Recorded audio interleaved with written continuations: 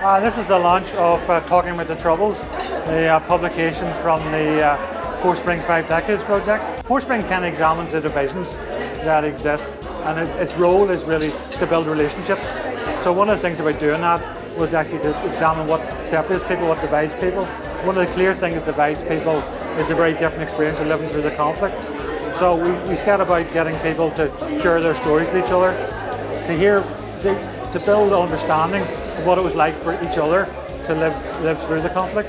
I mean, one of the things we've really appreciated has been working with the Special European Union programme body, particularly their staff, Patricia and Graham, who've been great support to the project.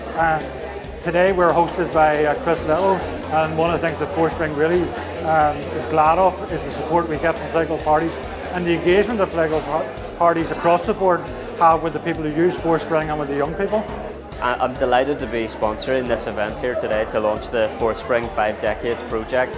I think it's an amazing project. It's given people an opportunity to tell really important stories about the Troubles and giving people an opportunity to hear those stories in order to inform the work that we're doing to build a more united community and to deal with our past. We manage the European Union Peace 3 programme, and we've invested over 330 million in the Northern Ireland and the border region. This forms part of one of the projects under the theme of acknowledging and dealing with the past. So it's a very important project in identifying people's memories and recollections of the conflict to try and promote reconciliation, not necessarily a shared history, but a view of history as articulated by each community, which hopefully will allow an outlet for people to portray their memories and recollections of the conflict, but also a useful tool for future generations and our young people so that we don't repeat the lessons of the past. The way I started off in the project was that we used to meet up on a Wednesday and a Thursday in a women's group and did a lot of arts and that, and everybody who started telling me bits and pieces of different stories, and we just all added in, and you'd have maybe told a wee story about something and somebody else had said, well, I have a wee story, something similar, and it worked off basically from there. It is a wee cross-community group, and there has been some bad wee stories told and some good stories, but I mean there'll just be truthful stories among the group, and everybody was honest enough to tell stories.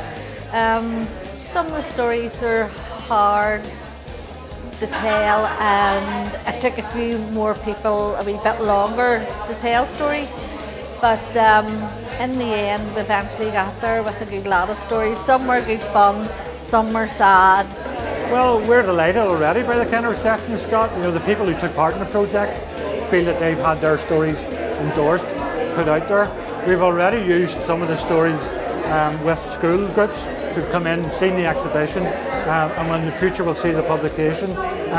They use that as a way to explore what life was like during the conflict. Clearly it's a way to them to learn what it was like for the other community, but also to form their views about the past as well. But we're very lucky at the minute that we're building a relationship up with libraries. The exhibition's on in the White Rock Library currently, but it's going over to the Shankill Library and then the Falls. But the publication will be used with reading groups in those libraries to encourage people to talk about the past.